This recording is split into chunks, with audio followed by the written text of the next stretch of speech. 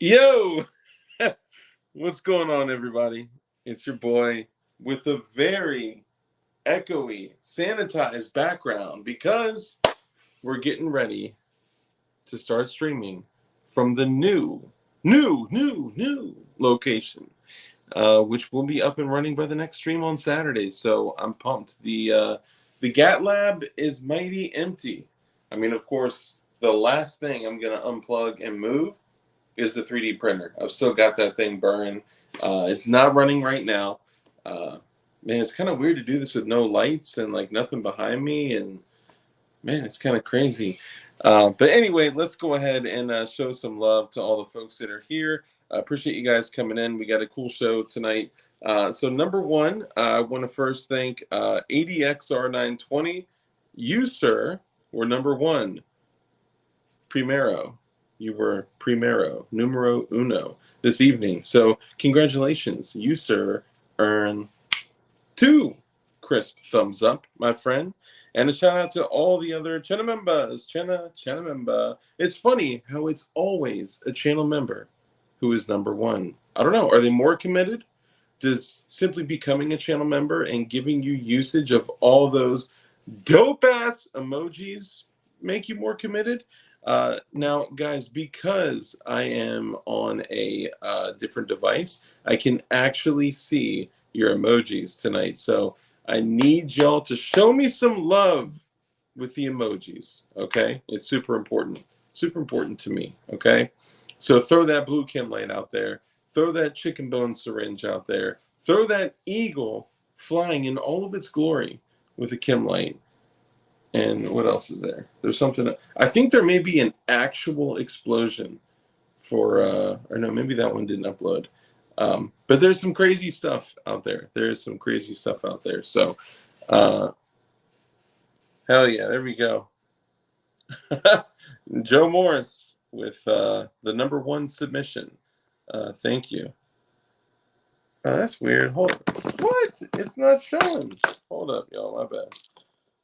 No, they changed it. It's not showing. Oh, everybody can see him but me, bro. Everybody can see him but me. See, this is what I see. God, why did they do this? Come on, YouTube. Come on, YouTube. Oh, the flower. That was the other one. The cranberry hibiscus flower. Look at this. Dark. What's up with the flower emoji? Okay, so there is a story behind the cranberry hibiscus flower. I'll tell the story tonight. Look how crazy this is. Like, come on, man. All right, so shooting out in New England, Chena member. He said you wanted the love. You wanted the love, baby. P38, Wilberto. What up? All right, so T for Tejas, Chena member. Kurt 24, Chena member. T for Tejas, Robert Ribbit Harrison, Chena member. And UAV Hero, what's up, brother? One of the 2 people that really pushed me to get my printer back up and running, and I'm so glad that I did. Man, shit is, man, I got my settings on point. I mean, not like on point, but like, bro, look at this shit. Okay, let me show y'all. So I wanted some fire pistol stands, right? So I started printing some pistol stands. All right, this is just simple, pistol stands. Okay, but I was like, I wonder what a pistol stand in fuzzy skin would look like. So let me see if you can see. There you go. So the edges are fuzzy skin. The top is flat. It's pretty good quality. It's still, obviously you can still see the lines, right? And then the post is fuzzy skin. So fuzzy skin post, fuzzy skin borders, and there's a little bit of fuzzy skin around the logo, so it makes it look all dirty and crusty. But it's actually, like in real life, it's not dirty and crusty. Like it's pretty clean.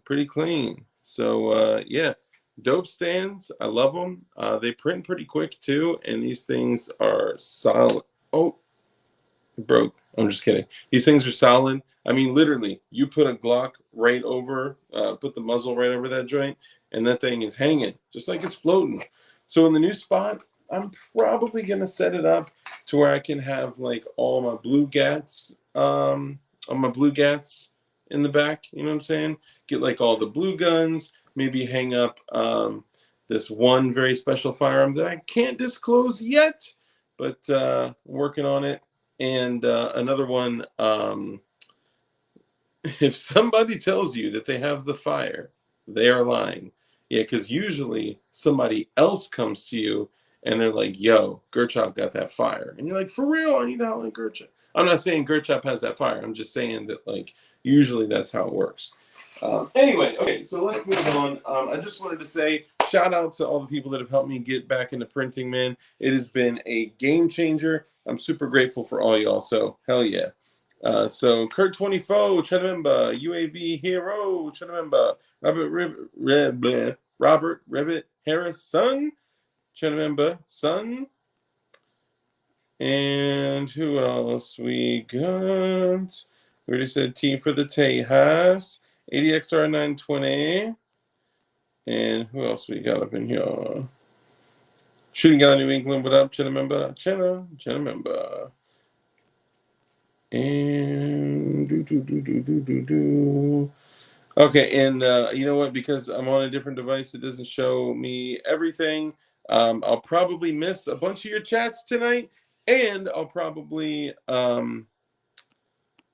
Thirsty Colt, what's up? And I'll probably miss a whole bunch of shit. Anyway, Thirsty Colt, what up? Sport Brand, what up? Joe Morris, what up? P38, Wilberto, Senor Boob, Jay the Shooter, what's cracking, fam? What's popping? We got JC9 with the Wiener Schnitzel. Yeah, it was a Wiener Schnitzel. Yeah, YouTube did have a bad update, bro. Like I'm seeing none of my emojis. Like all my people. I mean, for real. Like my people pay for that shit, dog. Come on. Anyway, who else we got? We got Sport Brand with the baby dick. I mean, he posted it. I'm not saying he has a baby dick. You know what I'm saying? Like, yeah. So I will tell you the story about the flower tonight, and who else? Man Against the Masses. What's up, brother? And Gertrude's here.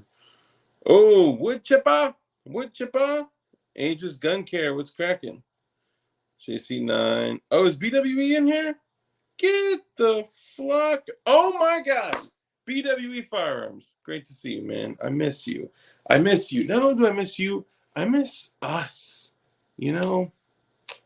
I hope you're doing well. I miss you. And if you were here, I would kiss your face. No homo. All right, so moving along, I want to give a special shout out before we get started. Before I bring on the guest, the friends of the Glowies, y'all know that we got some friends that help us do this shit, that help us, get it popping and keep it popping. Number one is 1776 Supply Co. They're always supporting the movement. They're always supporting the community, and they've been doing a lot lately. So shout out to them. We are pushing it like up until midnight tonight. You can buy kits. You know, you can buy the deadline deal, the tread package for $380, which gives you a Glock 19 frame, a custom slide with the RMR cut with the window cuts and all that jazz, and a True Shot lower parts kit, and a slide parts kit, and a Zafiri Precision Magwell and a barrel in titanium nitride that is flush cut and all gorgeous and beautiful and fluted and stuff. And you can get those for less than $400. Yes, nearly $800 worth of shit to build a Glock, the Gucciest of Glocks for the Walmartist of prices. So it's $380, and you literally have until midnight tonight. But you ask, Dark, is there something going on behind closed doors that may be able to keep 80% flowing out into the wild? Yes. And I'll keep you all posted because should be fire. So so let's go ahead and keep it moving. Oh, snap. Farmer James. So here, Farmer James once said, Dark, I guess I'll give them a shot because I'm trusting you And then now he's saying 1776 Supply Co. rocks. Mike Concho, what's up, brother? There shouldn't be a code for them, bro. Go ahead and look through. There's a bunch of different kits. Maybe the ones that are sold out have a code. I'm not sure. I'm not sure. You can kiss my ass instead. Only you, BWE. Aegis, Carolina EDC, what up, what up? The GD Bacon, what up, what up? You would kiss too many faces there, Dark. I know, I know. Damn, chemo tomorrow. Brother, I still thank you, I still pray for you, and I still kiss the small wallet-sized picture of you that I have. Oddly enough, it's not in my wallet. It's true. Dark turned me on to these guys, but they ruined me on... Oh, turn me on all by themselves. Oh, fuck yeah, man. That's what's up. Also, tack knives. Last shout out. Then we're going to go ahead and get started. I know I got my guest waiting back there. I'm so sorry. I'm so sorry. I just be talking. I be talking. So, tack knives. If you guys know anything about knives, then you know that OTF knives, auto knives, are fucking dope. To get dope knives, you could do one of two things. Number one, you could go to Tack Knives USA, and you could actually order tack knives through them. If you use code DARK, you get 20% off. I actually don't have any OTF knives. Oh, no. I got my backup. You ready? The blue glowy PW EDC in the B-hole. That thing is friggity fresh. And it's a tiny little guy, but it's like perfect for small, like utilitarian type shit. So go check it out. So you guys can do this. You can support the channel by going to Tack Knives and actually ordering directly through them. If you use code DARK, you get 20% off. In Espanol, es 20% off.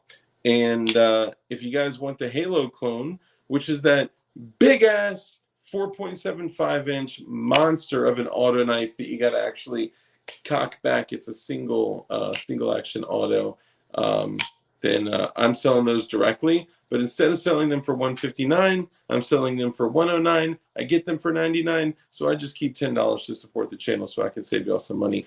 Anyway, let's keep it going. So you guys may have heard very recently that one of the people in our little family, what's up, Too Many Choices, utilitarian type shit, bro. Interesting way to say shoving it in your beehole. There you go. Oh, you know what? Too Many Choices. You'd be very happy.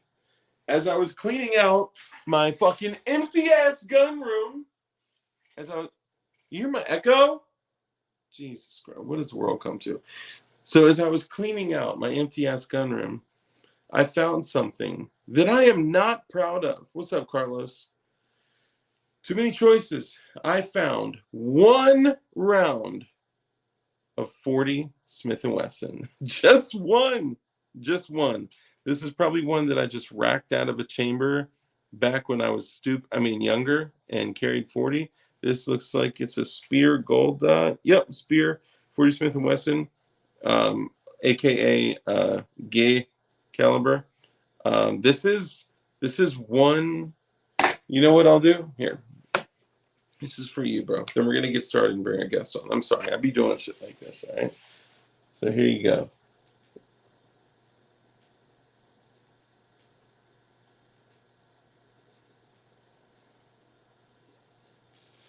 Here you go. That's for you. I'll send it wherever you want. It says dark. That's like, what, $4 right there? You're welcome. Moving along. So you guys probably heard that one of our own recently was hit with a strike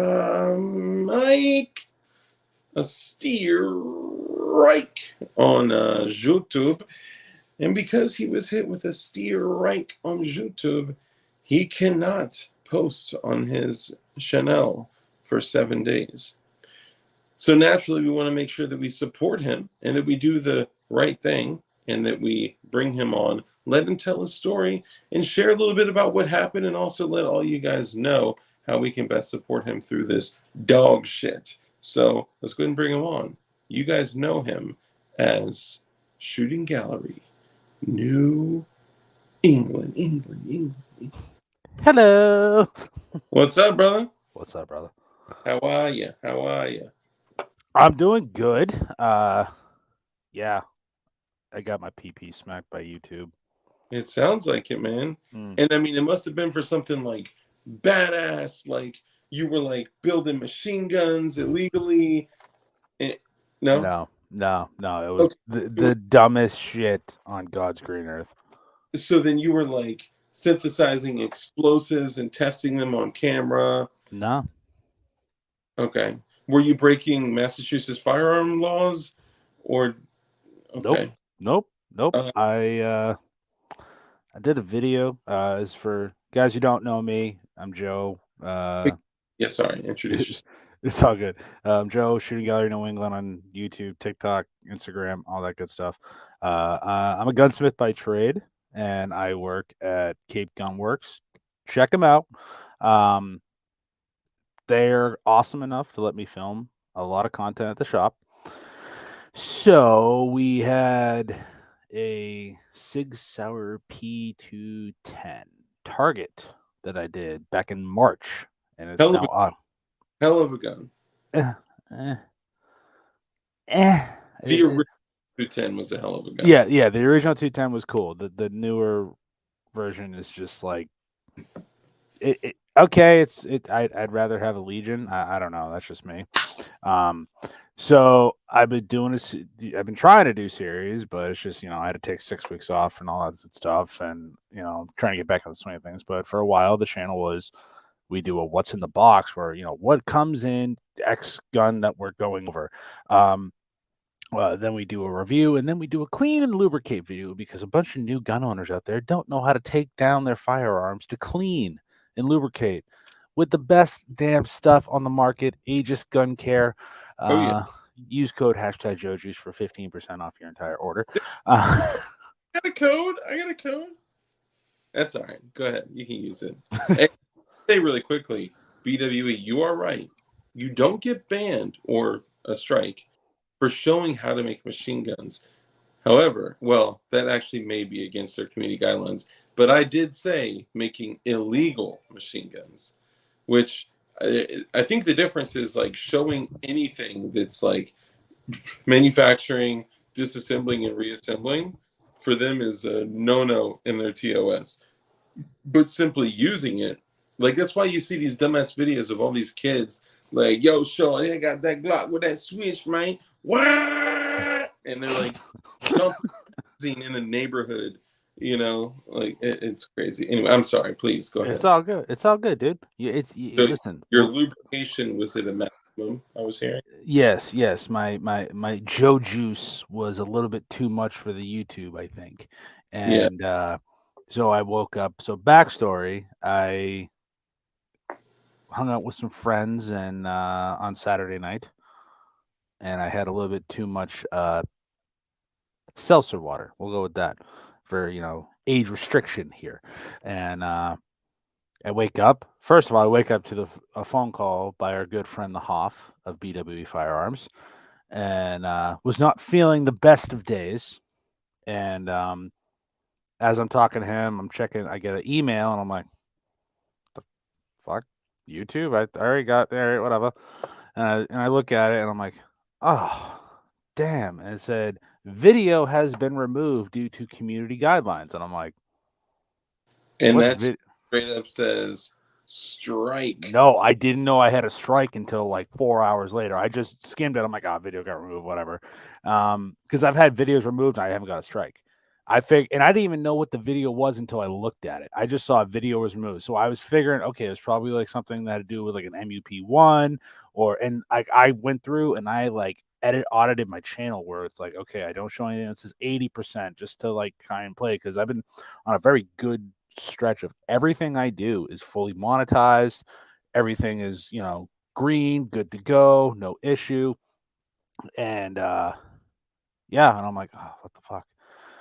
So I come back and I'm getting ready, I'm doing my thing in my YouTube creator studio, and all of a sudden, bam. First strike, 7 days. Nothing. Can't live stream. I had a podcast lined up with Black Diamond Guns and Gear. We were going to do this Monday for the Shooting Woods podcast. I had a few videos I was trying to get together to release, and I get a strike for the clean and lubricate video of all things. So in this video, you cleaned and lubricated a SIG 210. Yep. Now, did you show on screen how to disassemble and reassemble it? Yep, which is within their guidelines, which is you were able to do that for cleaning and maintenance. Oh, that's right. You can disassemble and reassemble. You just can't alter or manufacture. Yeah. Okay. Yeah. Oh, actually, hold on. Newsflash. Farmer James just says everyone should know that 1776 is sold out on the deal that I was talking about, the $380 Glock 19 kit. No kits available from 1776. Done. Maybe they turned it off at 5 o'clock. Damn, I thought they'd be going through midnight. I mean, I guess they can't work other people till midnight. You know what I mean? Like, yeah. Damn, somebody please confirm if 1776 is out here. Let me know. Evan Budzinski, Chinamimba, what's up, brother? That's a shame if it is. That means that it's it. That's it as we know it currently stands. But my apologies, please. So you did disassemble and reassemble, which is in our community guidelines. It's the altering or the manufacturing of firearms, like everything we used to do. Yeah. Like, out of all the stuff, like, I still have, like, my first AR build series on my channel. That didn't get popped. I've had videos from Iraq Veteran where it's literally just machine guns upon machine guns. I've had a video. I've had just videos that you would think would get popped, and no, a cleaning lubricate video on a gun that takes an 8-round magazine get popped for cleaning and lubrication. So, yeah, that it kind of it sucks. Like, I mean, if I was at like 1 million subscribers and I made 500,000 views per video, where like, okay, I would definitely make some money, lose a lot of money. That's not it. Like, it's thank God YouTube isn't my living. So I didn't know what to do, because I was just like, do I appeal it? Do I not? Like, is it worth appealing for them to go deeper dive into my channel? Zach Carr, what's up, dude? Look at that, maker of the best patches on God's Green Earth. And if I'm right now and had nothing in my gun room, then I would show you all the patches that Toxic Patch Co. has made for me as well. I love his comment, though. Susan Wham Junksky hates videos about cleaning holes. This is true. This is confirmed. Yep, definitely. So I consulted some of our good friends. I talked to Clovertac. He a little bit knows YouTube a little bit more than a lot of people. So I was like, hey, what do I do? And thank God I'm on Utreon and everywhere else where it has my stuff backed up. So I went through the video and I was in the description. The only thing I thought could have got popped for like a community guidelines violation was links. I didn't have my link tree in there. I had like, in every video, I always put links to like holdmyguns.org, whatever Patreon or whatever GoFundMe or Gifts and Go that, we all like to support at the, given time. And just like, playlists and shit like that. So the only thing I had that I thought might get me popped was I had my discount code for capegunworks.com. And it said go to capegunworks., winky face.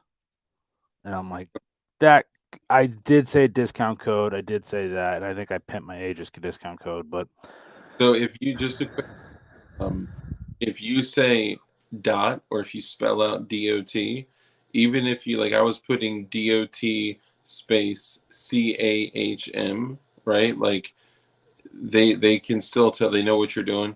So what I've been saying is so for tack knives, for an example, when I'm telling people hey, go get these baller ass knives and use code DARK to get 20% off. Um, I just literally put go to Tack Knives USA. That's all I say. Yep. So, you may be able to say like visit the web page of Cape Gunworks, or visit Cape Gunworks on the web. What's up, Agorizer? What's up, Night Custom Beals? But that's crazy, man. I mean, Yeah. it's not even. And I see what you're saying. Like, it's not worth it to put in the appeal and then have them start going through every single one of yours. I mean, they just look, and people would disagree with me here, right? Like Clover and a bunch of other people would disagree with me and say like, no, appeal, and then if you're correct, then your standing with them will be better. Okay. So, so after talking with Clover, and I talked to Rich, I talked to a couple of people like, what the fuck do I do? Like, I want to post, like, I want to do the podcast, and against my better judgment, I went through the appeal process. How'd that go? I watched the video for like the 15th time, and I'm like, there's really nothing in here that's against community. And I even say and I show that we're using, gloves, eye pro, we're in a safe environment, no live ammunitions in the area. Like like I am just like over safetifying what I'm doing.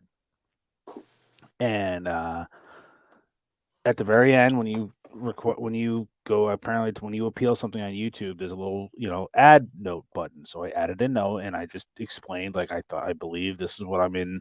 I am not in violation of anything. um I've watched it a few times to check descriptions on other platforms, and nothing here shows that I am in violation. And then I ended it with, thank you so much for your time, I really look forward to hearing from you. And I hit that, and I won it. I won the appeal. The strike is gone, What? and the video's back up. It's sitting at almost 1,000 views, What? fully monetized. When did this happen? Happened about 4 hours ago. Bro, you saved the curveball for the live stream? Goddamn. Oh, of course, I save. I got you got to peek on the cliffhangers. Of Bro, course, I've been radio silent. I am very fucking surprised. Yeah, dude. I was like, I thought like when I hit submit, I'm like, my channel's getting deleted. Like it's getting deleted. Like Yeah. I do a lot of AR stuff. I work with a lot of different firearms. Like I do gunsmith and shit. My top 3 videos right now is a how to pin and weld video, which is technically considered modifying. Yeah. But then the next video is like a Savage Mark II, which I don't understand because I don't even have the gun anymore. But people just lost their ever loving minds in that video, The 22? and and then Is that the 22 bolt action? yeah. Shit, I got one of those. I I should make. just sold it, dude, because I was just like I sold it to pay for my AFT kit, um, Mm, and yeah, but no, that video's sitting at like 13,000 views, and damn. yeah, I don't get it, but like I actually have like gunsmithing content that like is like doing very well on my channel, and I'm thinking, yeah, I'm gonna get complete. My channel is just gonna go out like all the 4 years of work. Now they're really gonna deep dive, and I'm done. Like I mean, I think that's why, because a lot of times I kind of feel the same way, right? Like, everything that we talk about on my channel is, freedom, independence, fire, self-preservation, explosives, even, right? Like we talk about it all. And it's always in the back of my head that, like, you know, they're going to find something that they don't like, and it's going to be like, whole shit, shut down, boom. But I think one of the things that kind of saves me and also saves you is that your channel is not just those hard videos. You also do a lot of long form like streams and podcasting. And I think because of that, there's so much other content that the algorithm reads that's not just like, here's how you build a SIG 320, like yeah. so it's different. It's just long form conversations, right? I do want to address a couple of things. Oh, what's up, K Sizzle? What's up, brother? Just real quick, Mike McClune, what's up, brother? Martin Kaminsky says, "What happened to Flying Rich? He's no longer with us. He left the channel." I'm just kidding. So he's just been spending some more time with his family, which has actually been great for him. He's been spending some more time with his wife and daughter, although his daughter did just go back to school. Adam Ball, what's up, brother? Somebody else asked a question. Where's the Glock? Oh, somebody said, "Where's the Glock 31?" Let me see if I can find it. And it looks like Man Against the Masses just sent me a new meme, but I'm on my device. I can't look at it because it'll take me out of the stream. Bro, send it to Joe. Send it to Joe. Who asked where's the Glock 31? Scusi. And I love how Martin Kaminsky was out there saying Brandon Herrera makes a exploding gun, doesn't get a strike. That's actually false. He actually did get a strike, and he made a video saying it actually cost him like 25 grand. Yeah, yeah. Which it actually probably cost him a little bit more based on his analytics and all that shit. Yeah. Yeah. JC9, where's the Glock 31? So it's actually a Glock 33, and it's coming in from 1776. But they had to put a focus on something else. It was actually really Man Against the Masses. I hate you, but I love you, buddy. What do you do? Let me see it. Oh my goodness, that looks awesome. That's terrible. Where's the Z-Pap? In my hands, bitches. No, I did, bro. Look, hold on. Interesting concept on long form convo content. Ralph should hear that info. Yeah, I mean that's so him and I have spoken about it, and before him going back to the roast, which he recently mentioned he was going to do. I had some conversations with him, and I had told him that the new style of videos he's doing, which is a really high quality video, really high quality camera, high quality audio, high quality editing. Like he's totally stepping it up. If he focused on dropping those videos and still did a stream once a week, it didn't have to be a roast, just some type of long form conversation. That type of format does well. The challenge is that if we as creators don't come back and like slice it up, if we don't edit little bits out of it and take like something like an hour-long stream and turn it into like 4 teaser videos to attract people to the long stream, then it's going to be an issue. Joe, can you hold it down for about 2 minutes? I got to run upstairs real quick. No problem. All right. No problem. Let's see what we got going on here. I am taking over DLD After Dark stream. Crump. Oh, look at that. We got John Crump in the chat. What's up? And Man Against the Masses, yes. I love you, buddy. But damn. Your dank memes are getting out of control. We went over that. More like an M. Night Shyamalan over here. Yeah, that movie is that YouTube is crazy, man. Like, dude, like clean and lubricate. How do you do that? How do you like? Come on, Knights Custom Builds. What's up? Yeah, what's up, dude? Thank you for joining, guys. But yeah, no, Oh, Carlos Duran. Thank you so much, Carlos. I really appreciate it. I'm trying to get the channel to over 2,000 subs by the end of the year. I was hoping to get 3,000, but things happen. We take 6 weeks off. It's it's a little nuts, a little nuts. But I appreciate all the support, especially from all the channel members. I see some channel members in here, like Kurt24. Send Crump the link. I think I don't know if I can. Dark is the one running this stream, so excuse me. But yeah, good news. the strike is gone. I'm gonna try and get at least 2 shorts out this week. JC9 Joe, when are you moving to Florida? I don't know. A lot of big life changes have surfaced, and I want to move like you wouldn't believe, but things need to change before I do anything. But trust me, that is a definite possibility. Tennessee is another huge possibility for me if I want to move down there. Carolinas possibly, but yeah. If you guys also do me a favor and check out the recent episode of 7-6 Tuesday podcast, Black Diamond Guns and Gear podcast. I was on their show today. It was a great time. They're my homies, so definitely check them out.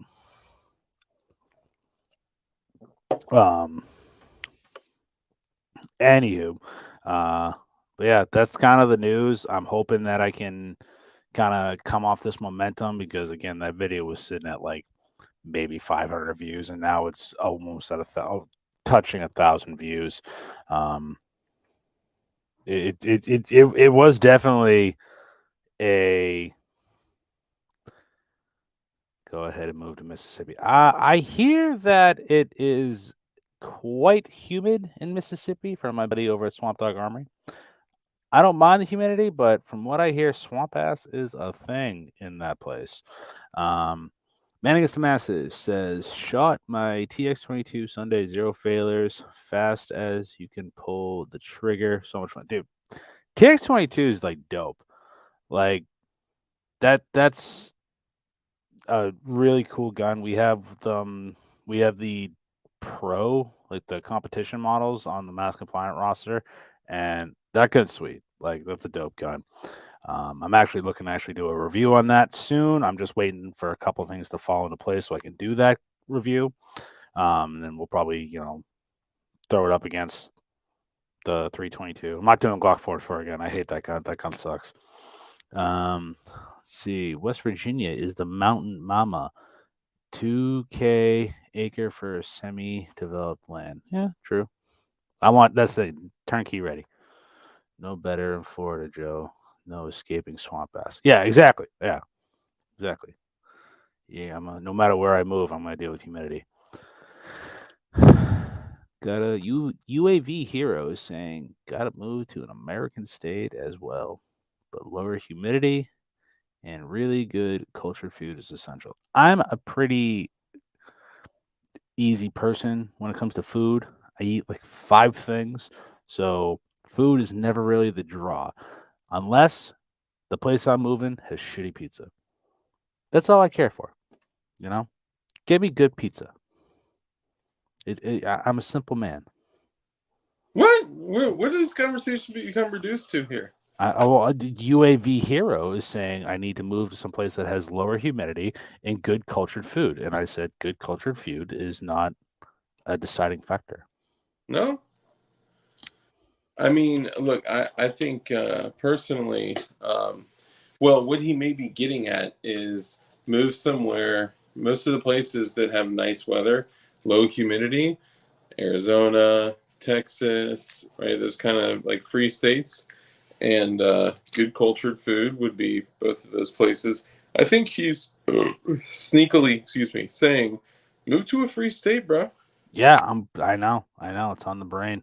The guys over at Black Diamond Guns and Gear are like, you need to come to Tennessee, and I'm like, are you guys just trying to recruit every major YouTuber to move to Tennessee? Is that what this is? Like, Oh, I would absolutely move to a place like that. I'm not saying that like that would be my first choice, but I would consider that. But I gotta stay close to my daughter, yeah, of course, yeah.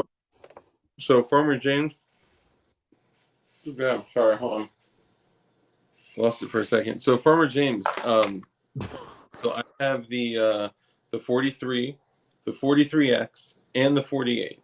So I was kind of like toggling shit around, and I threw, the 43X on the 43, and I was like, oh, cool, it's a stainless 43. That looks dope.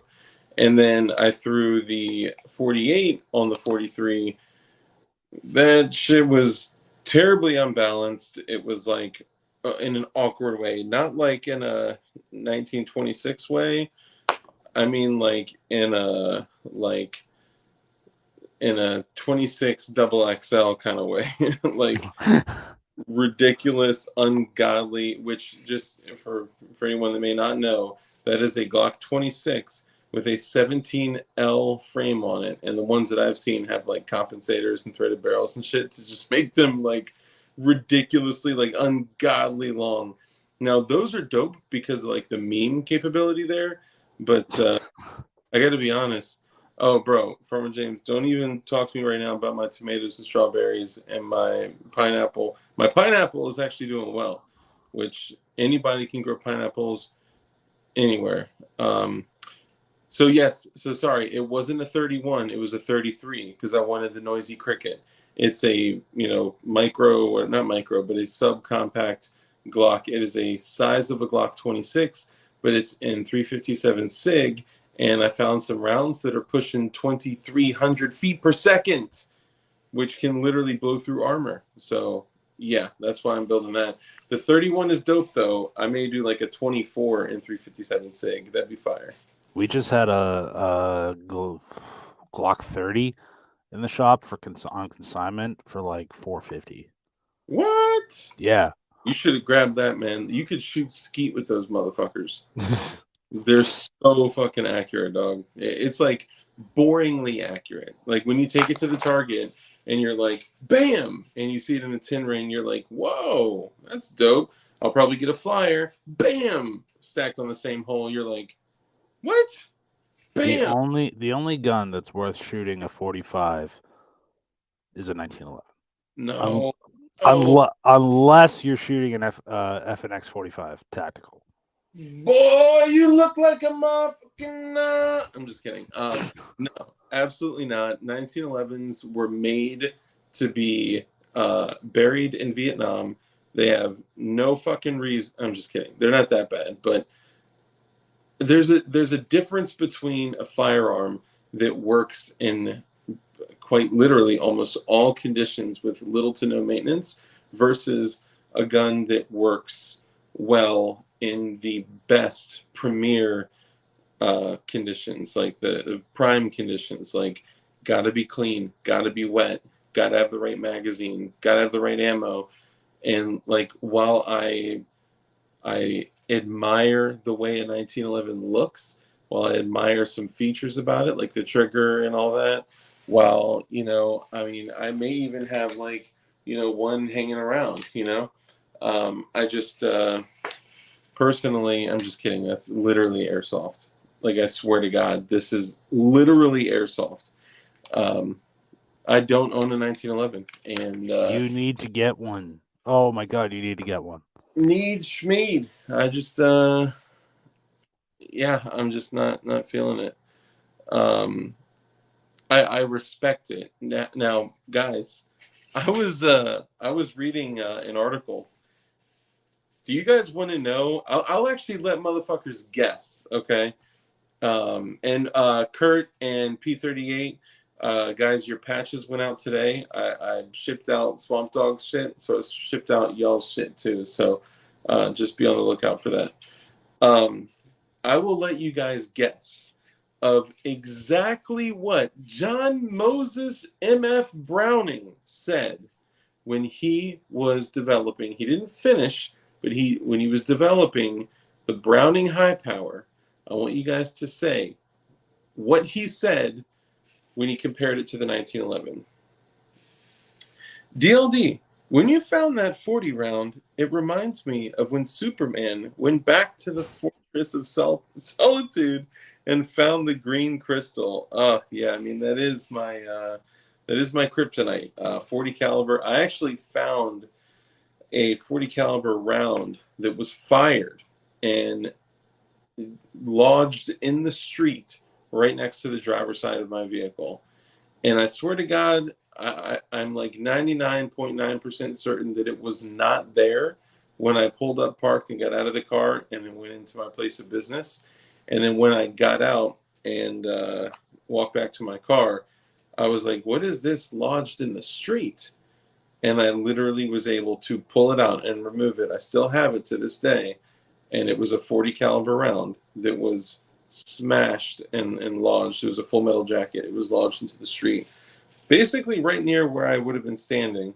I don't think. I think it was just coincidence. I don't believe it was anything crazy, but you never know. Yeah, I mean, unless I'm a avid 40 cal hater. I despise it. Granted, I'm a 10 I was millimeter fanboy, so I was literally going to ask, what are your thoughts on the 40 caliber? What, Joe with Shooting Gallery New England? Please, for all the viewers out there, we have 60 people in here that all want to know, what is your view on the 40 caliber Smith and Wesson? the dumbest round on God's green earth, and it's a bunch of people that carry that round that think, well, it's going to be one shot, one kill. Okay, okay. Not that But it's known to break guns, blow out extractors. It was the reason why 10 millimeter went by the wayside for so long. Um, it, but foot pounds, bro. I don't care. Okay, you know how many people have traded in their 40 Smith and Wesson Shield Gen ones because they suck. They're snappy. They suck. No, no. I send more stuff that in 40 back for warranty than 9. It's not designed for a handgun. It's stupid. Well, hold on. You placed the 1911 over the Double Eagle? I've never shot a double eagle, so Okay, I was just curious. The Double Eagle was a really cool, stupid looking, but a cool design, cool idea. was Uh, that the double barreled 1911? no, the Double Eagle was a Colt design that was a double. It was a 1911 style that was changed to be more modern. See if you can pull up a picture of it real quick. It looks stupid as hell. The trigger guard looks so wonky. The shape of it is odd. It looks like a 1911 was raped by a Ruger P95, and like they had this like bastard child that grew up in the system and like was bad at school, and like the kid was so bad that like it was wearing on their face, and they got really like old. They ended up staying together because you get what I'm saying. So Was it 9 millimeter? it was actually 10 millimeter and 45 ACP. Oh, okay, yeah. It almost looks like a Smith and Wesson Like 6010, 5, 6. and yeah, okay, that looks dumb as fuck. Like, It looks dumb, but at the time, you got to think back then that was when the Smith and Wesson 1006 came out. yeah, 1006. That's what it was. I was my dyslexia kicked in. Well, the 69, 10, I think you just wanted to say 69, No, but I said 6010, and that was clearly dyslexia. 1006. Yeah, you're dyslexic. That's what it is. So the Colt Double Eagle was released, I think, I'd have to look back at the actual dates, but I think right around the same time that the Smith & Wesson 1006 was popular, which the 1006, for everyone out there, is the single stack 10 millimeter double single. So it was double single. Back then, double single was like all the fucking rage, where your first trigger pull is double action, and then all follow-up shots are single action. Dude, And that trigger guard on this gun is just horrendous. it's so obnoxious, right? It's like they took a shotgun trigger blade and just jammed it in as a trigger guard. Like what? Dude, this is dumb as fuck. It is true. The FBI could not handle the 10 millimeter, and they weren't even truly loaded to their full capabilities. Like most 10 millimeter, like factory ammo, is not loaded anywhere near to the true spec of a hot 10 millimeter. You get some nasty 10 millimeter shit out there. Yeah, Um, like the Underwood offerings. Oh my god, it was awesome. I had the I had carried some of the Ted Nugent hollow points that he made, and that shit was like awesome. Like great ballistics, high velocity. Like it was no joke. dude, That's what I carried. did you see the alert that just came out from John Crumb? No. Tell me that's it right there. No, it's Flying Rich liking something on Instagram. He wanted a link earlier. Oh, really? Yeah, you were. I didn't know how to. I'm like, oh, I could send him a link, but Yeah, you can copy and paste it if you want. So, it's official. John Crump is releasing a video right now that says Division 80 lost the lawsuit no and shit. is in effect. Right now. Really? Yep. I mean, the problem is like we could probably stream it, but they're gonna hit us with a whatchamacallit. It's Copyright. it'll be a copyright.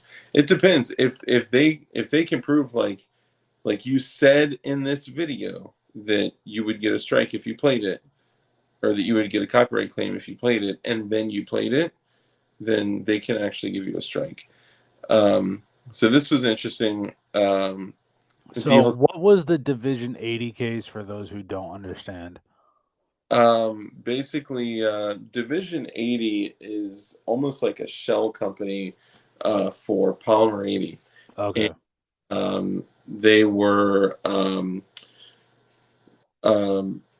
suing the ATF for the new rule change that was taking effect, and there were actually like 17 other states that signed on as like sponsors, or no, co-complainants.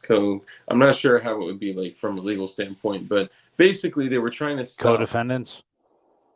not co-defendants, because that would like be Oh, okay. Yeah, that's true. Yeah.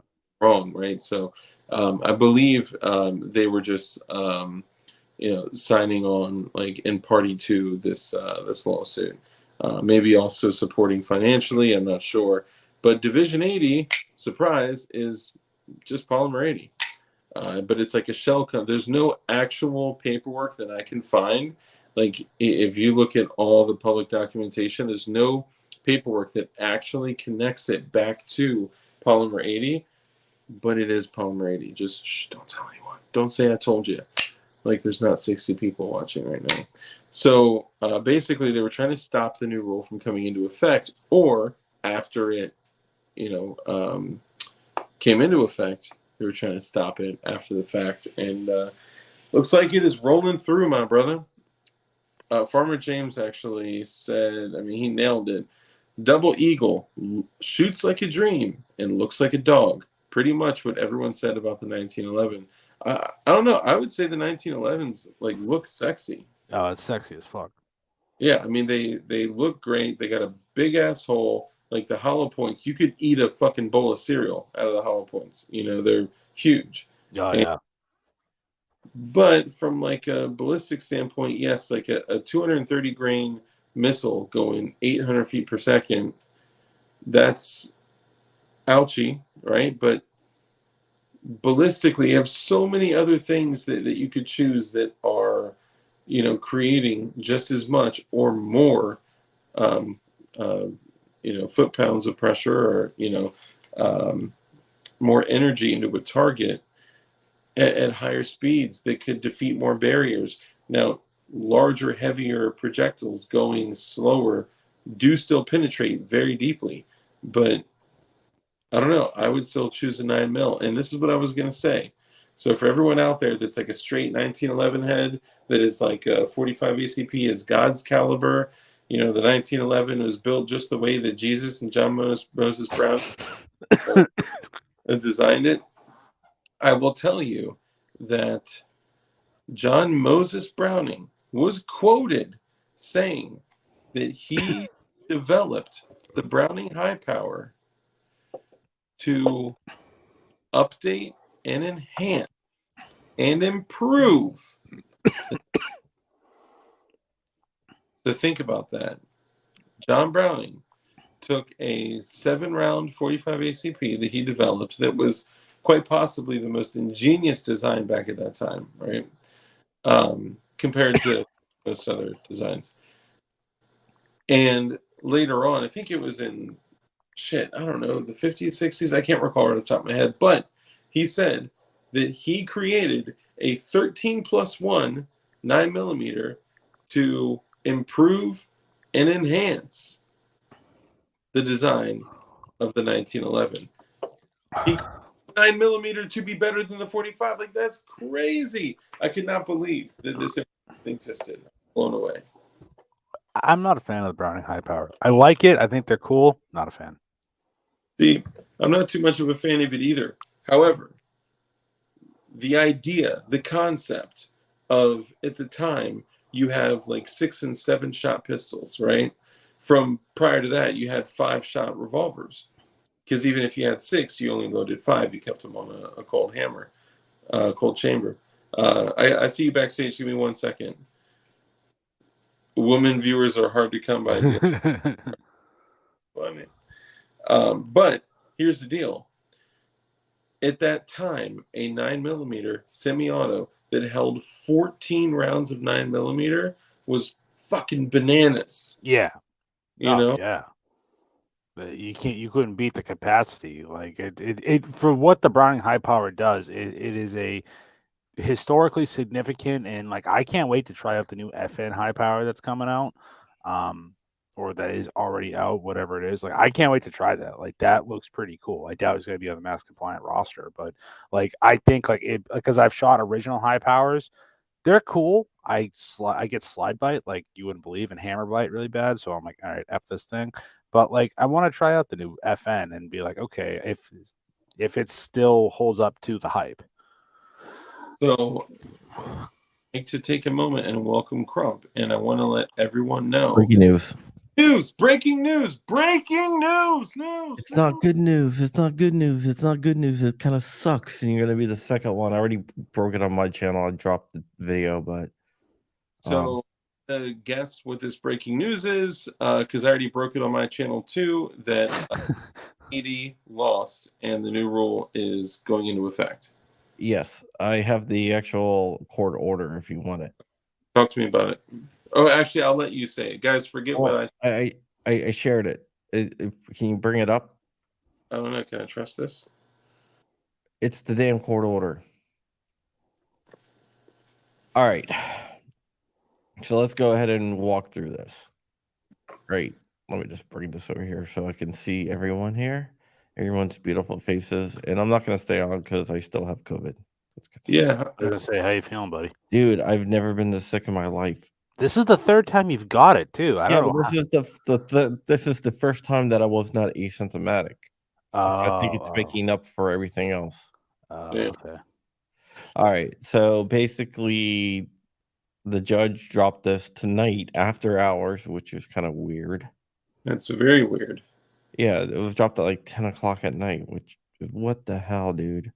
What? Yeah, I mean 10 o'clock our time, 9 o'clock local, basically. I read through it. It's 18 pages, so it's not a lot. The judge basically tore Division 80 up. Division 80 with Polymer 80, Division 80, the Polymer 80.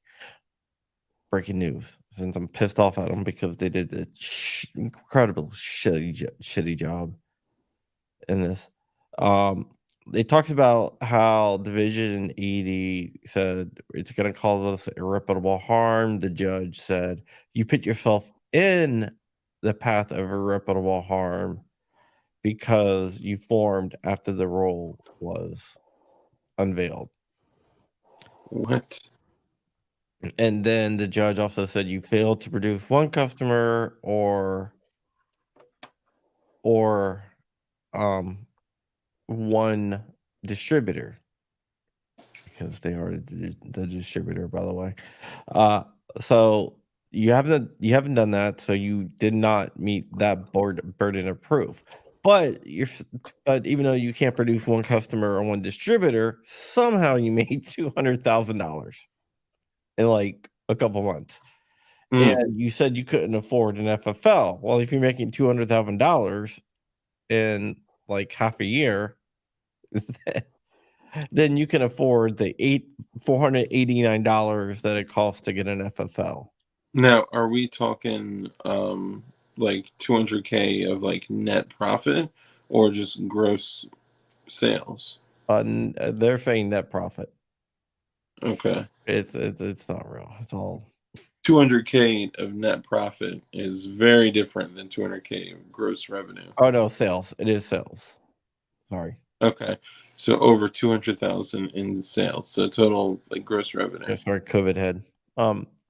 Yeah. And so the judge said it only costs $408 to obtain an FFL and $194 every 3 years.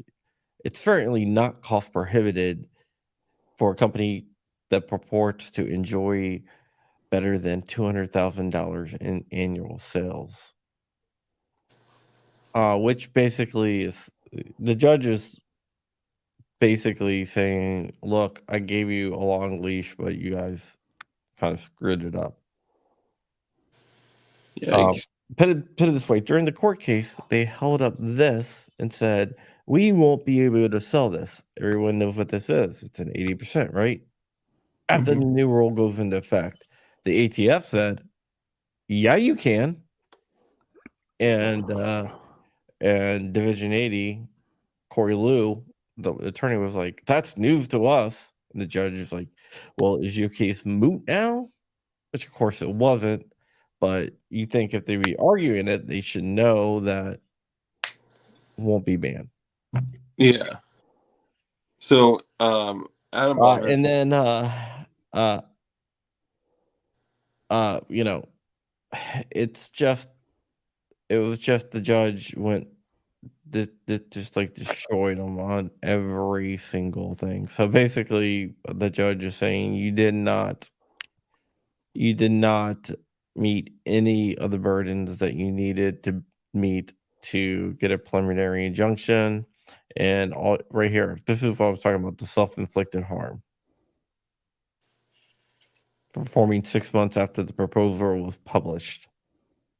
but hold on, weren't they like kind of squished into a hard place, and they said you have to deliver X by X date, and only gave them like 3 or 5 days to do something? I don't remember what it was, but I heard something like that. I don't think it's this case. No? Well, how long did it take them to get their burden of proof? Well, they didn't get the burden of proof. No, they had the full amount of time. They had like a whole month. That's so weird. It's almost like they want this to happen. It's an easy. It's not an easy out for them, but like this is like maybe it's how they walk away. I don't know. Okay, like here's the thing, right? They had to like build for balance of equity, right? Yeah. And the judge says Division 80 spends very little of its briefing, just 3 short paragraphs addressing the balance of equity. So it suggests that so long as the court determines that Division 80 is likely to cede on the merits, the court need not consider the broader public interest because the government has no legitimate interest in implementing an unlawful rule, which, you know, it's not exactly how it works. Oh man. Yeah, so Wood Chippers asks, why do this shell game, like the shell company game? Oh, why? Okay, well, it's what's called. Well, I'm not even sure it's P80. That's just pretty sure. It's got, and nothing ties back to them. The P80. Yeah, nothing. Well, I talked to somebody at the parent company, but nothing that I've found on paper. Yeah, nothing. So hold on. Allegedly. There you go. I'm gonna declare now. No, but I mean, I can't say for sure that it's P80. Why play the shell game? Okay, so let's say it is P80. Yeah. Where is P80 located? California. They're located in a bad district in a bad circuit. In Vegas. Oh, Vegas. Oh, I thought they were in California. Vegas. No, but it's still bad circuit. So by forming in Texas, in the North District of Texas, they get a good circuit and a favorable judge. It's called court shopping. Yeah. Rare Breed, North Dakota, they They did were that. same shit. Yeah. Yep. So it's called court shopping, and Try one of to. the things that they try to get the case thrown out. The ATF try to get the case thrown out because Division 80 listed 2 addresses for their business in Texas. One of the addresses was a post office. Wow. And you Where, can't do I mean, not that. like they had a post office box there. They just listed a post office that happened to be in the federal court building. What? So And the that's other, literally the worst thing you could like that. That's like you can't even come up with a better address.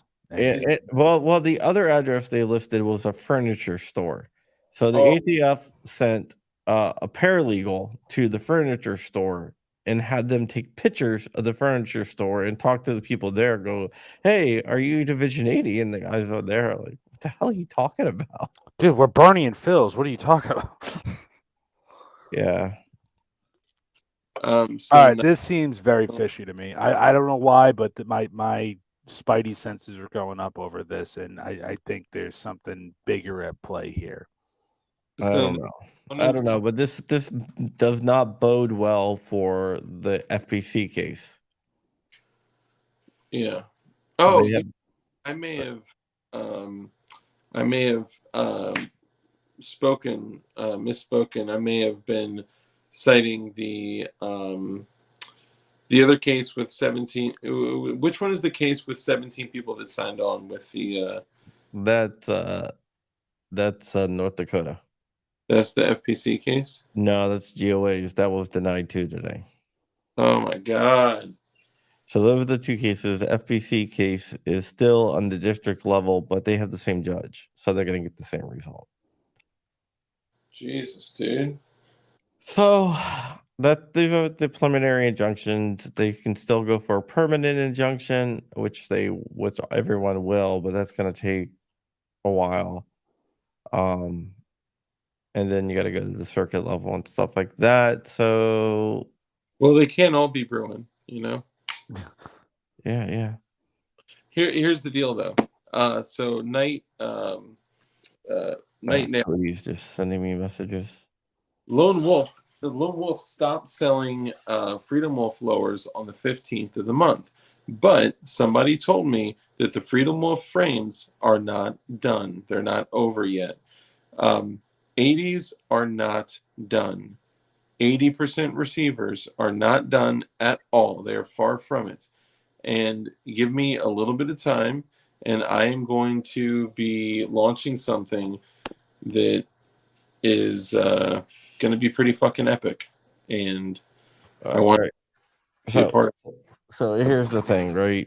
There is a one company I know of that is going to be still selling. They're going to take the frame out of the kit and just sell the frame. Okay. They think that is a-okay.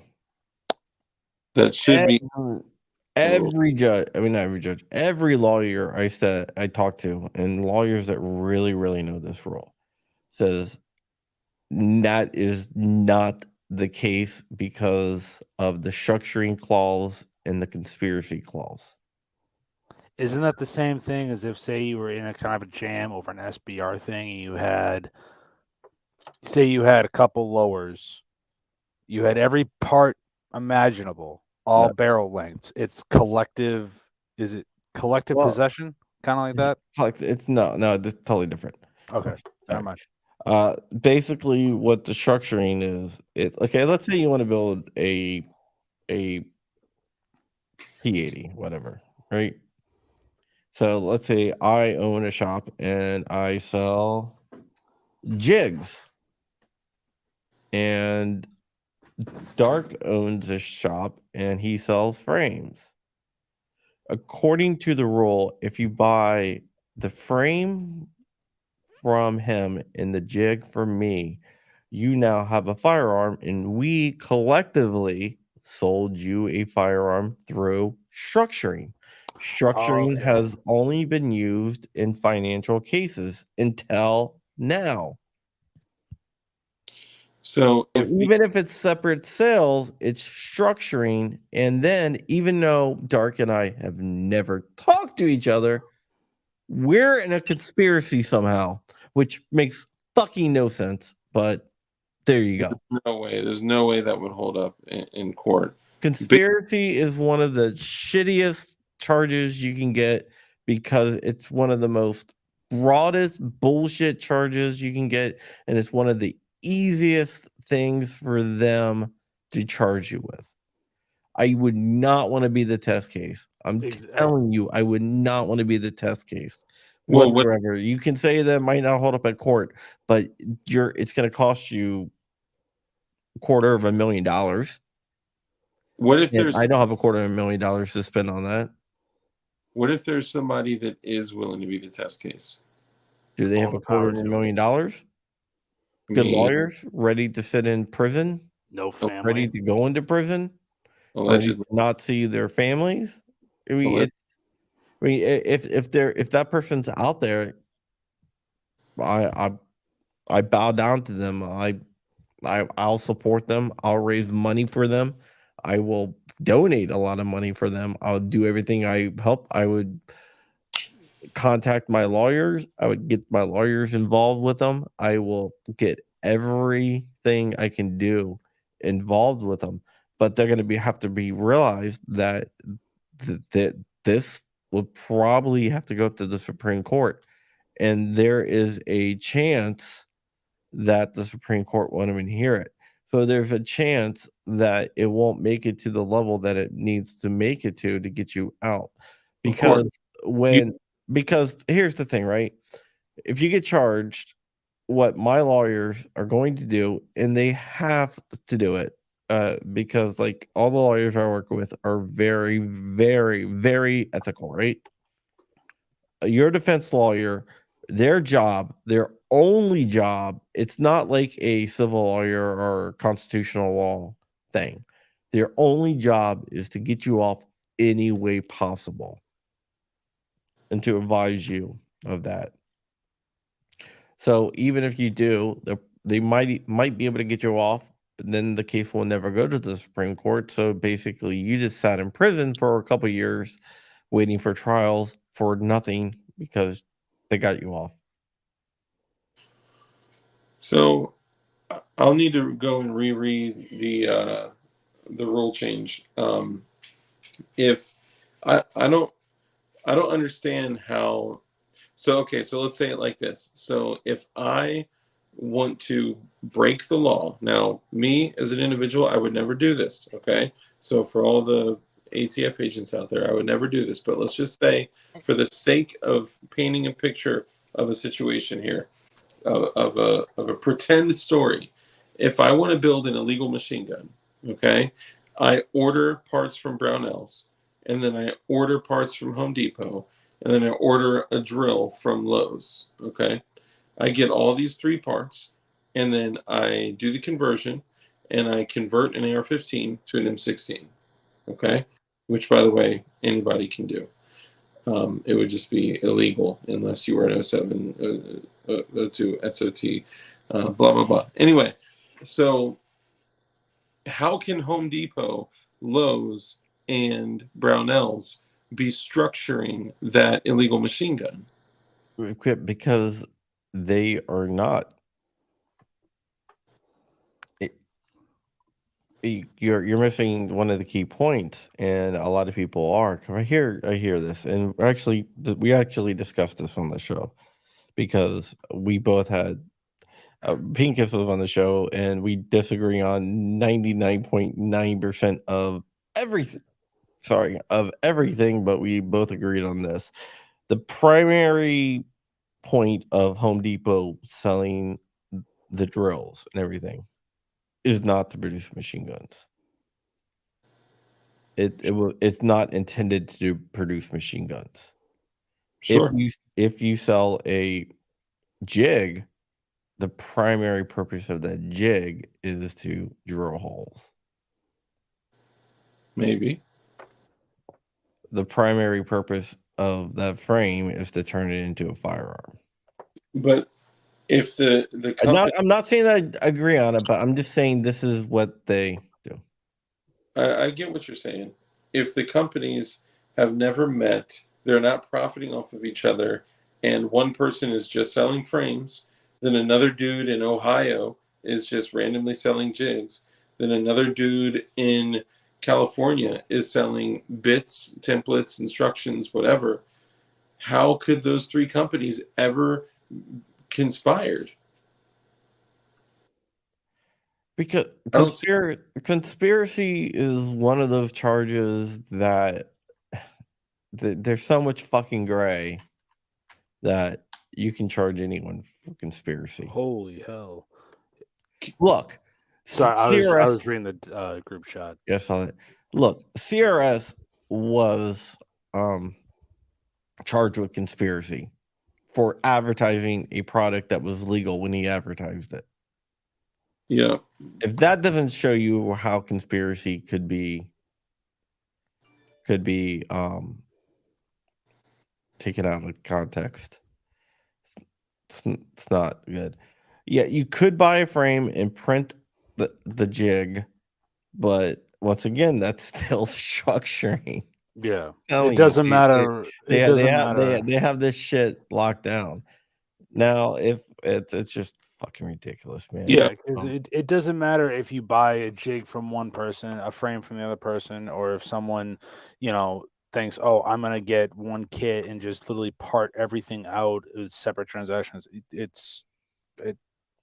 It is- see. It's okay. So let's take it there. And real quick, time out, pause. Definitely a Fed. 100% confirmed. Yep, that's a fact. There's no doubt. Okay, so Yep. come back in here. Okay. So let's say this. So let's say that there's a company. Company A receives all these complete polymer 80s.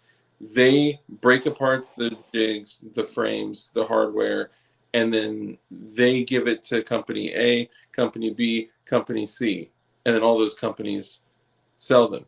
Even if the other three companies were totally in the clear, what we're forgetting is that company number one, like company A, It's tied together, man. they received it, right, number one, as a firearm based on the new rule change. So you can't take a firearm and make it a non-firearm by breaking it out of the jig and separating the jig, hardware, and frame. And then they would be connected to the other companies as well. So I guess what I'm saying is, like, if they're coming all together, you can't turn them into not a firearm to part them out. So that'll never work. So there would actually have to be demand for only jigs by very large companies. And the only way that's going to work, unless somebody has a crazy idea. There is a crazy idea out there. Yeah. If it by you or if it by someone else. This is all speculation. Allegedly. Wink if it's by you. I'm talking about fantasy shit. I don't know. If the fantasy shit you or if the fantasy shit someone else. Allegedly.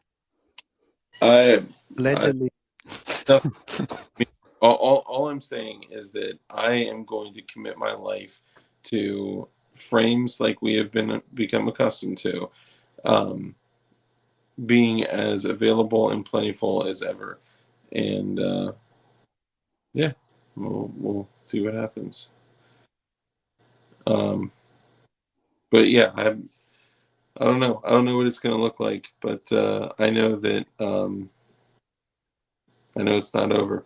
Because how could you? Okay, so let's use another example. So, based on the rule change, AR-15 lowers are good to go. So you buy an AR-15 lower, which is meant to be turned into a firearm, or it's a novelty. As long as it's metal, polymer AR-15 lowers is no go. Yeah, as long as so your MUP1, that's metal, is that? But that's not an AR-15 or flat. Well, see, they give an AR-15 as Pistol. an example, right? But they don't. The MUP one is in a gray area I don't think it is. because it's a metal piece that comes with absolutely nothing at all. Then you would need to buy the jig and hardware separately. The biggest problem I see is that they're both available from the same company. Well, no one else is gonna make a fucking jig for it. Yeah, but hear me out real quick. So let's say you buy an AR-15 80% lower. You get it just like we've been all accustomed to. You just get the lower, right? And then you go to a different company and then you buy the jig and router and all that shit. And then you buy a bit kit from, that bit kit company with cutting oil and the bits and all that shit.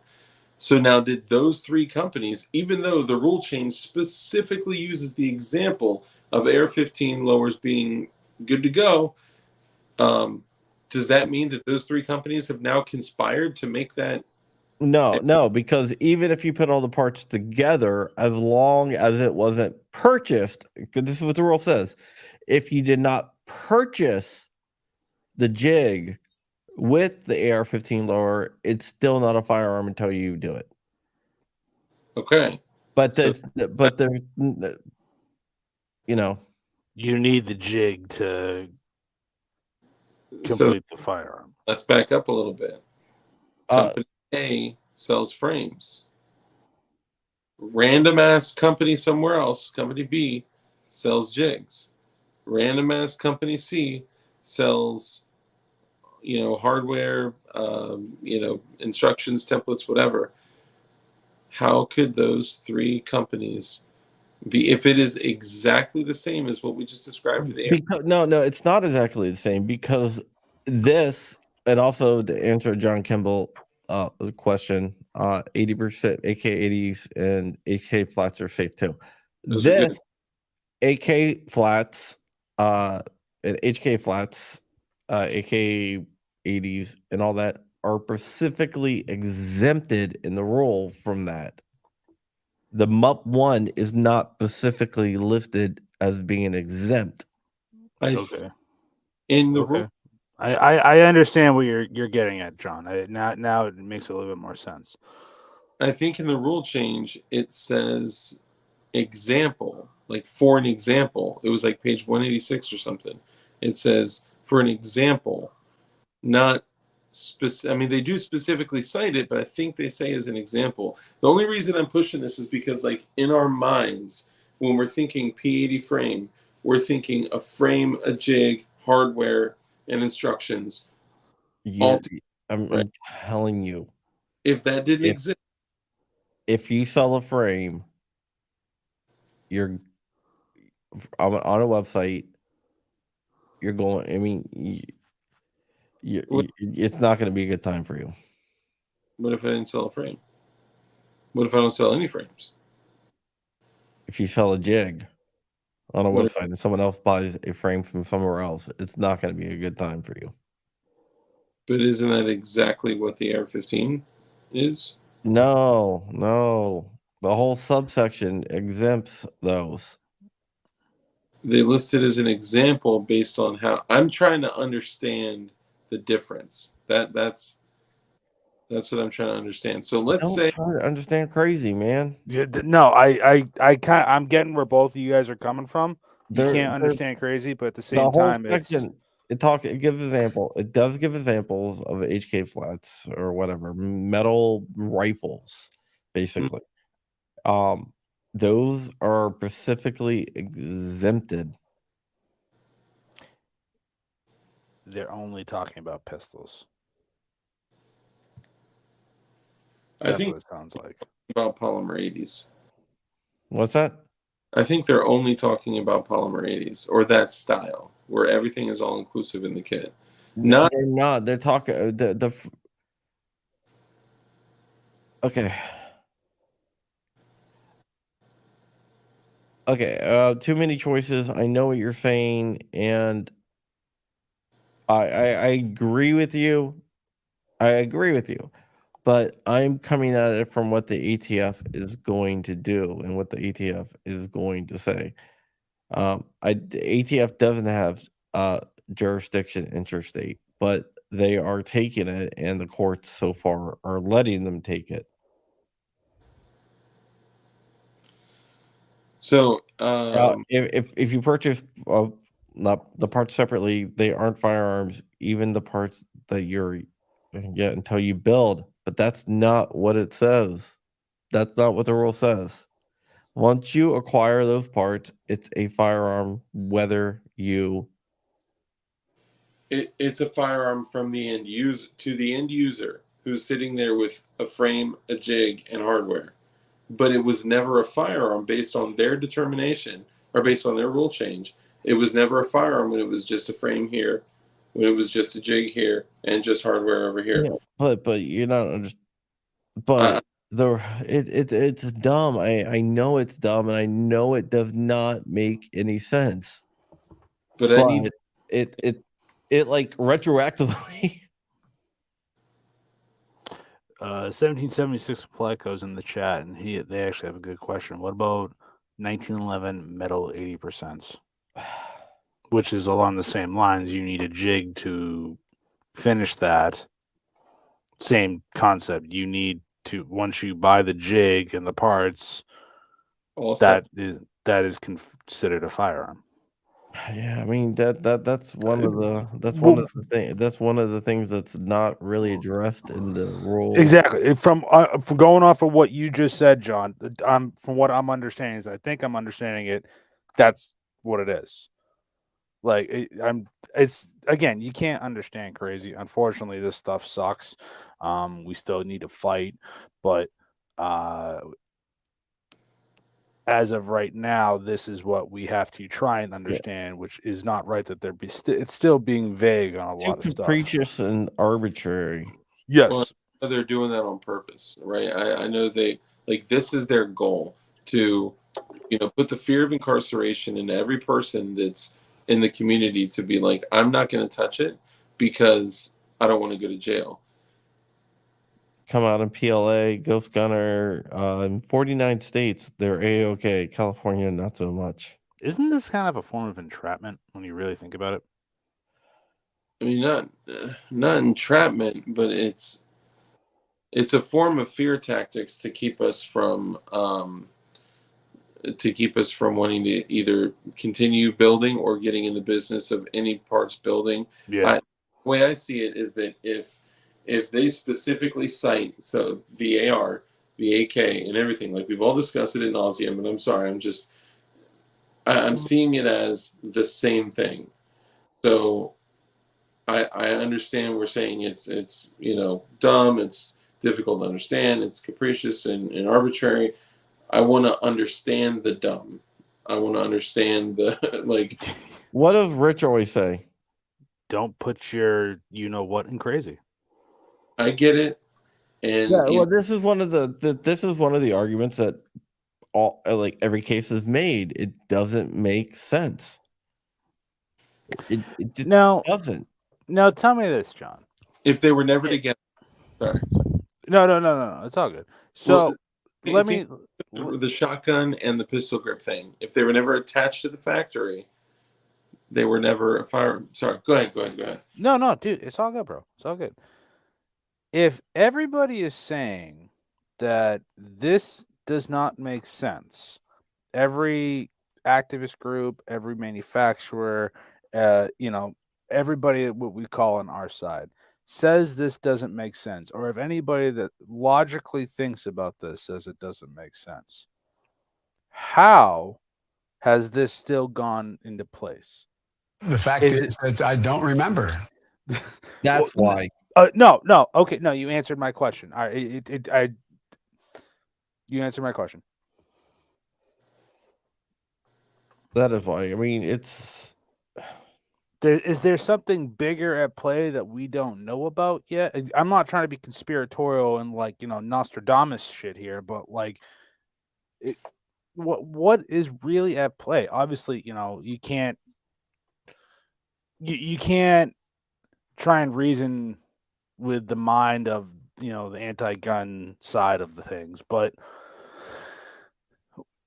it seems like there's way too much that is being pushed down. That's there's way too much gray area that once you dig through the gray area, you're kind of seeing an actual picture of something that, like, we're all thinking, like, is there a bigger play at hand here? You think? Okay. Again, you answered now. We're on the right track. Okay. What kind of bigger play do you think? I don't know. I don't know. There's a couple of possibilities I've been thinking about through this entire thing. I'll be quite honest. I've never been in, like, I've done a few 80s, like, just to try them out. Like, hey, that's cool. But it never, like, to me, it's like I live in Massachusetts. I have a lot more laws I got to follow. I don't know why they're so, like, I always thought, was this their way into some type of registration, some Of type course, of confiscation? all of it's in the registration. Did you see the story I dropped yesterday or today? Yesterday or today? Was it on? What the hell was it on? I try and catch all your vids. ATF, they want uninterruptible access to Yes. digital Okay. 2473s. Yep. Which that in turn is a registry, and you're not supposed to have a registry. That's how my mind goes. Is that their first ploy into confiscation? Is the 80% game and privately manufactured game their way in? I don't know, man. Exactly. That's how my mind works. Is like, okay, I'm looking. For someone who I'm not. I don't really read lawyer speak. I'm not good at reading law. I can interpret it with the best of my abilities, but at the end of the day, when you're looking through all this stuff that doesn't make sense, how much stuff doesn't have to make sense to you can actually kind of read between the lines and see what they're actually trying to do? Well, I think honestly, a lot of this has to do with The administration. paybacks. Yeah. Okay. I've said that from the beginning. Brady, specifically Brady, hates these things.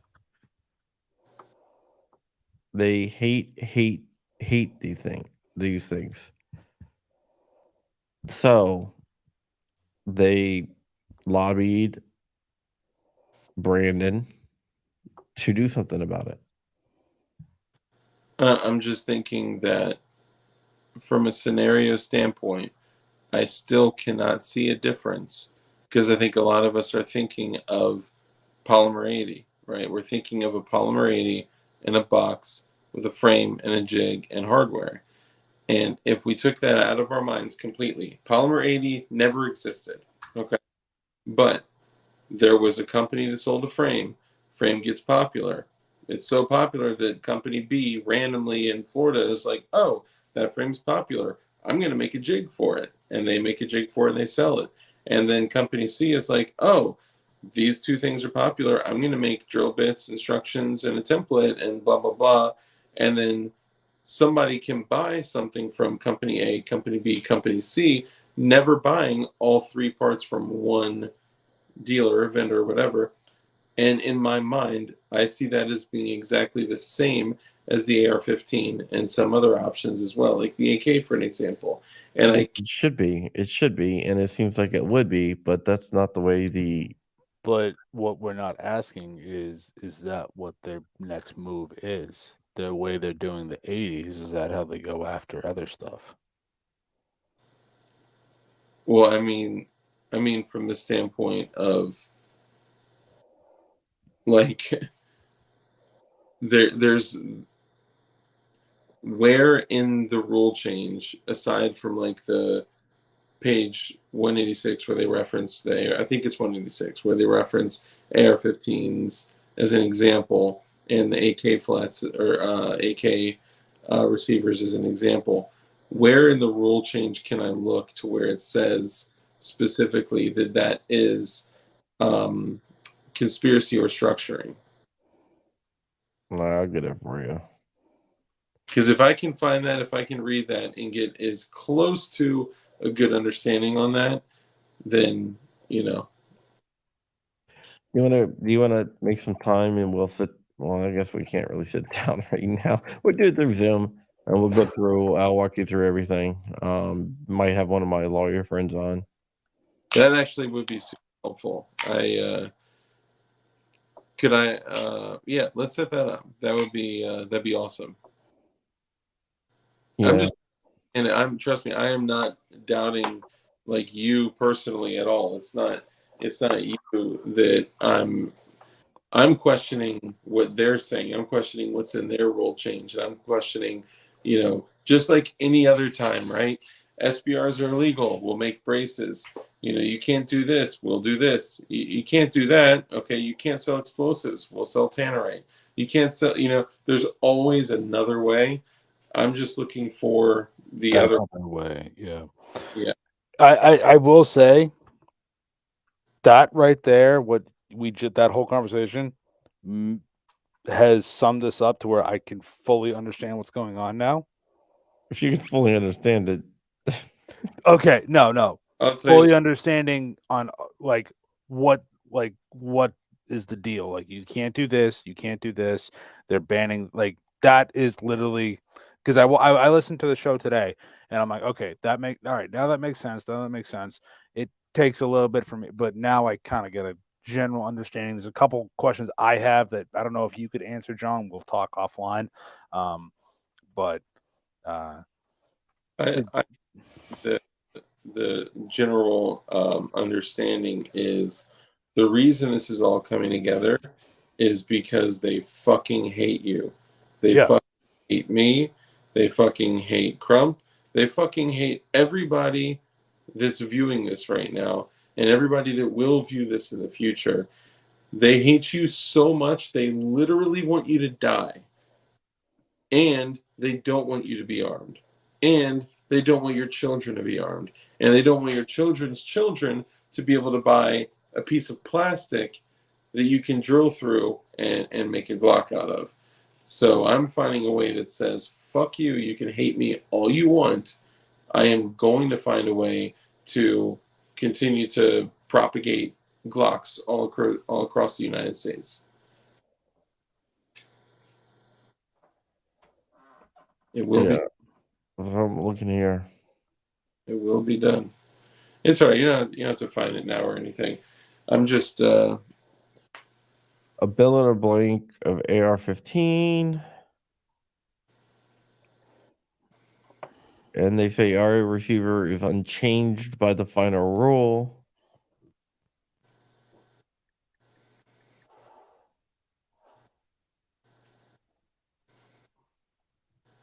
So yeah.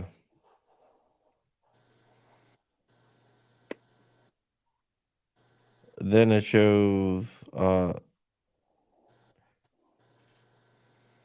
right, hold on. Let me just show you this really quick. I'll show you what is a firearm when it comes to what I even hate saying that, man. What they consider being a firearm. AR-15 wise. Can you add it? What's that? Oh, my bad. Hold on. Shit, how do I X out of this? Okay, there we go. Sorry. It doesn't tell me when you're trying to add something. I'm on a different device. All right, that right there is a firearm. Yay. Because it has a because it comes with that. So this is like shoutout, and it shows you the blanks and everything else. This is versus AR receivers unchanged by the final rule.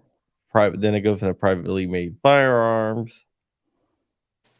It tries to do everything, but yeah. So hang on. So the piece at the top is clearly a firearm because it's a frame and a jig and hardware all together. The other piece is like the piece of billet aluminum. That's not a firearm by their definition because it doesn't have the other pieces with it. Now, if that person who bought that AR lower goes and buys a jig from another company and then goes and gets hardware from Home Depot or whatever, when they have it in front of them all together before they do the conversion, it is legally a firearm, but it is still legal to build. So the only way that would have been a firearm prior to all those things being together is if they purchased it from a company that sold it all together, or, you know, three companies under the same ownership that, you know, yada yada yada, that kind of thing. That's what I'm. Well, I know we're beating a dead horse. I'm just trying to understand everything that I can, um, as far as what the difference is, and I think part of it is that the difference is that we're coupling, you know, these together because, well, it's all good. We can keep looking into it. This is very new. It's only, you know, a year old, so, and it keeps changing. Apparently it changed again. But yeah, we'll look into it. I'm gonna have to cut it here in a moment, fellas. Of course. Let's I need to go anyway. I know you got to get some sleep. Yeah, you're running overtime, man. I know you're trying to fight this, but damn, dude, get some rest. Why didn't Don't they make me call your wife. polymer frame by itself and say it was a firearm? In those examples, and that's not in there. Yeah, I don't know. That's a good point. That's why I'm not sure what specifically the difference is, but if there is a difference, I'll go through the rule change again and try to figure it out. It's crazy that like, how could they ever consider those things different when they're literally exactly the same? You know what I mean? You can't reason with crazy. You can't. Yeah. Yeah, I mean, if anybody wants to stand up and fight it, like I said, dude, more power to you. I mean, I would love to see that. But it's going to be. I mean, people are fighting it, but I'm talking about like actually say, okay, well, I'm gonna sell this like this, and there are people doing it. Pretty much someone saying they're gonna go and essentially take a but kid. Sorry. No, I was just gonna say they're pretty much saying they're gonna take a kid and make a kid in front of the state capitol. Yeah, it's not like that, but like if you like sell it online, I mean, I respect you for doing that, but at the same time, I want you to be aware that there might be negative outcomes. Oh yeah. What's up, morning? Good to see you. So I mean, that's all I'm saying. You just have, you have to be aware that the ETF might take action against you. Yeah. Yeah. Word. All right. Well, John, I know you got to get some COVID sleep. So remind everybody, you know, who you are, what you do, where they can find you. John Crump News. I'm trying to grow my live channel. I'm trying to hit 4,000 by the end of the month, and I'm like 85 away Nice. from Hell yeah, 4,000 on my live channel. So John Crump Live, and I just hit I hit 33,000 the other day, and Nice. I'm trying to get 34. And if I get 50,000 by the end of, I don't know. If I get 50,000 by the end of the year, all right, how about this? If I get 40,000 by, let's say, November, Black Friday, I will give away at least probably a couple Heritage Rough Rider. Yeah. They'll just need to go to your FFL. We'll say that. Yeah, definitely. Yeah, I mean, I'll ship them through an FFL and everything. So, Oh, and John, just so you know, so you have a heads up. I was talking to Rich, and he was just saying, just with everything going on between us and he and I and all that, we're gonna push the contest date out to the 14th. well, that's probably good because I got COVID, but I got all my stuff in. My final part just shipped. Gotcha. It's a teeny tiny. It's like this big. Yep, mine's only like this big. Mine's actually this big. But It's remember, this is 6 inches. yeah. It's a keychain AR. It's Swamp Dog decided he's going to participate. He went and bought everything. oh really? Mm-hmm. He's gonna have to build quick. Yeah. Well, you already have everything, so He's you only purchased everything. You oh, ordered I mean, everything. not the first 14th. I mean, yeah. All right. And Joe, let everyone know who you are, where they can find you. Joe with Shooting Gallery NE on YouTube, TikTok, and Shooting Gallery New England on Instagram. We're on Utreon, all the backup channels. We are no longer on a 7-day ban. We won the appeal, so we got the strike taken away, video back up. We're rocking and rolling. So thank you everybody that's kind of been here for a lot of stuff over the past 6 weeks. And brother, thank you for having me on as always. Oh yeah, man. It is my pleasure. It's a little bit different because it's not my typical device that I stream on. And for the people that were asking, I'm moving. That's why I'm in an empty gun room. I am. I'm in an empty gun room. So by the next time that you guys see me streaming, you will see me in the new place. Try to set up a bunch of shit in the background. Like I may have like all my like blue Glocks lined up. I may have like my my cuts, my DLD cuts. I may have my chrome AK and my blue. I'm gonna hang up as many blue gats as I can. I just got to keep the Gat Lab safe and child friendly and stuff. So. I might have to drive over and hang out with you at your new place, even though it's a long drive. I will take a flight down to come hang out with you guys. I mean, basically, that's what John's gonna have to do now. I'm moving further away from him. Yep. It'll be good though, man. It'll be. We'll have a sleepover. We'll build bunk beds. There you go. We'll All build a Decker bunk bed. Yeah. All right, let's get out of here. All right. So I'm in the stream the same way I end every other fucking stream, which is rule number 1 is be kind. It's so important that we're kind in everything that we do, every interaction that you have with people. That 2 seconds where you could just take 2 seconds to be kind to somebody, you could have a massive impact on their life. Live a life of care, compassion, contribution, give to others. A hand that's open to give is open to receive. So when you bless others, you too will become blessed. Don't necessarily give to get, but that is usually how the world works, right? You ever heard the saying, you get what you give? We also know that the only way for good men to defeat evil is for good men to be skilled in violence. So make sure that you are becoming as highly skilled in violence as you possibly can be. And be safe, be dangerous, and keep that thing on you.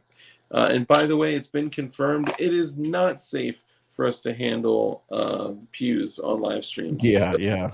Yeah, 100%. bad, y'all. I may have a whole gang of strikes waiting for me. Maybe that's what they wanted to do. Maybe they wanted to give me the strikes. Oh, man, it's all a conspiracy. On that note, I appreciate all you guys. I love all y'all. Thank you so much. I'm sorry we kind of lost a little bit of contact with the chat while we were having that conversation. BB Luminous, what's up, brother? Too Many Choices, Joe Morris, Atomic Bomb, Morningstar, BB Luminous,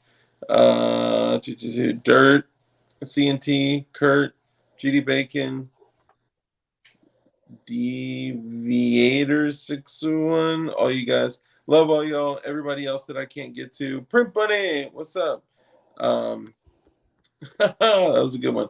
All right, I love all y'all so much. Have a great night, and don't remember to use your turn signals. And Thanks.